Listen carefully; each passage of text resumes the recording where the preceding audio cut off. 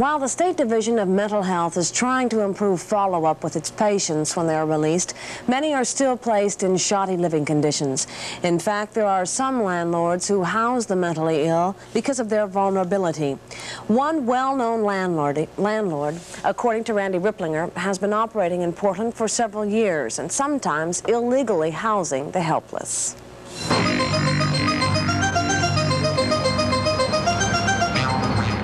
Fred Stickert, when I took it, we brought it all up to code. We spent $40,000 there, improved it, and we still need to improve it some more. We have a guard who walks the hall every 45 minutes, all night long. We have to do this house. Yeah, truck 5 is starting in the Everett Street, and engine 3 is going to give the hand. It's going to take at least 2 crews.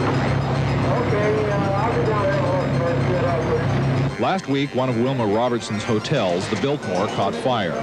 It wasn't the night guard who discovered the blaze, nor was there a fire alarm system to alert the tenants. It was a resident who smelled smoke. Everybody got out okay? Yeah, all except for one person. What happened? He got woke up by water. For several years, fire and health officials have been after Wilma Robertson to bring her boarding homes up to code. Now they are probing into the condition of her hotels. Channel 2 News took a close-up look at them, too, using an undercover investigator posing as a mental patient, Jeff Anderson. He lived in the Bridgeport for 9 days and nights. Anderson assumed the character of an insane man because it is the mentally ill who are the most vulnerable here. Among other things, they are vulnerable to themselves. The hotel is already dirty, but some tenants simply aren't capable of keeping a foul room from getting worse. My main ambition in life is for John F. Kennedy and I to get together, see. Myron's room and others like it are breeding grounds for cockroaches. Our investigator found plenty of evidence that the bugs infested the hotel, although landlady Wilma Robertson claims her clerks enforce cleanliness. Mr. Hunter and his wife go in and clean his room. They have to clean their rooms. They have to do all their basic skills. They have to do that. He sees that they do that. While cockroaches may not be criminal, the State Board of Medical Examiners says the Bridgeport's handling of medicine is against the law. Before he registered at the Bridgeport, we issued investigator Anderson 2 bottles of phony pills, one labeled Thorazine, the other lithium. Both are strong medications used for treating the mentally ill. The next day, Anderson managed to accidentally lose his medicines. I left it in the cafe one day, and it was picked up by the cook and turned over to the desk. The clerks kept his pills locked up in a cash drawer along with other mental patients' medicines. Jeff was able to get to his pills when he asked for them, but at least one clerk was in the habit of dispensing medical advice with the drugs. Colleen had instructed one of them to not worry about taking their medicine, that they didn't have to take it unless they felt they needed it.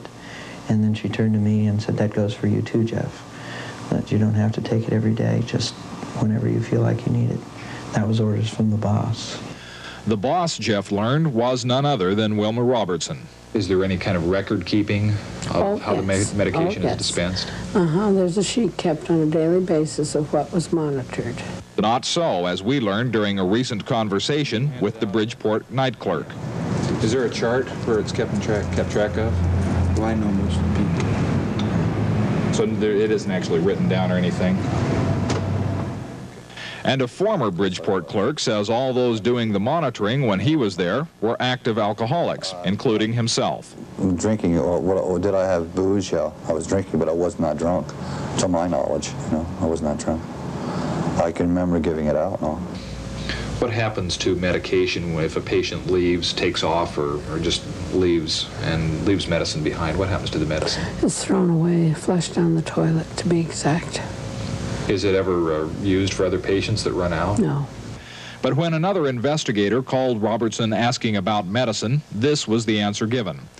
Who gives out medicine? I have to buy medicine for people every week. Sometimes a person leaves without their medicine, and we are able to sell this to people who run out. Reselling such drugs, say authorities, is against the law. And state officials, too, say such an operation is illegal when it provides services to the mentally ill without being licensed as a group home. Robertson's hotels are not licensed. Officials are also probing into how Robertson handles the finances of some of her tenants. The Secret Service, which investigates the theft of some government checks, has questioned Robertson. The landlady does have a system for handling the checks of some of her residents. Certain people, their checks be put aside, put in a cash or in a hole for Wilma. Who did that? I did, the clerk on the desk. That I was told to do this, and I'd take these checks and put them aside on the desk and put them in the cash room. When she came in, I'd hand her the checks. Clerk sets up an account for them and gives them $1 a day, which they sign for at the desk, or $2 or $3, whatever their financial status is. They got it sometimes. They'd go up and ask for money and be told, well, I don't have any money yet. Or I don't have any money for you today, I'll give you $4 tomorrow.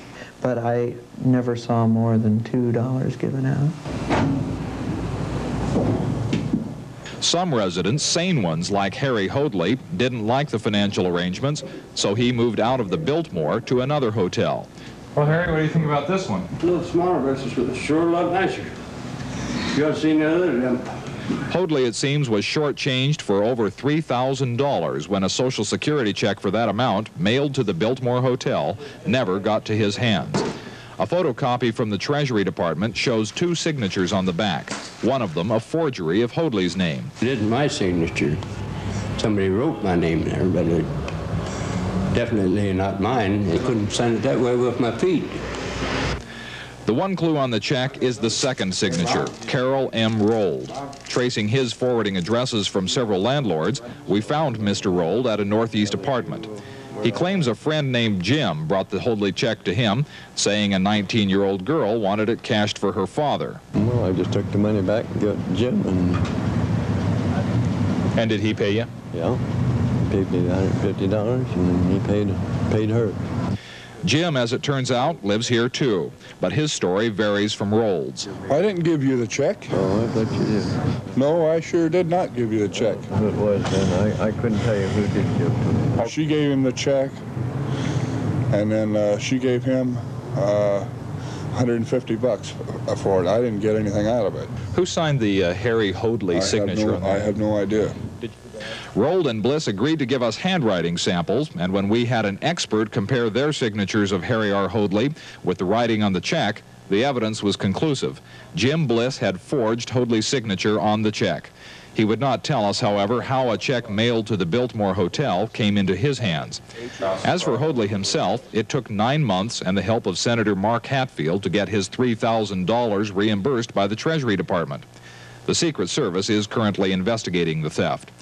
But if life on Burnside is that complex for the mentally healthy, what kind of impact does it have on the ill? I think it has a tremendous impact, and that's why one of the major focuses of community support is where's the person living? Do they have really a safe, sanitary place to live? One wonders whether there is such a place for a mentally ill person living on only a few $100s a month. In fact, there are a few of them, and this is one.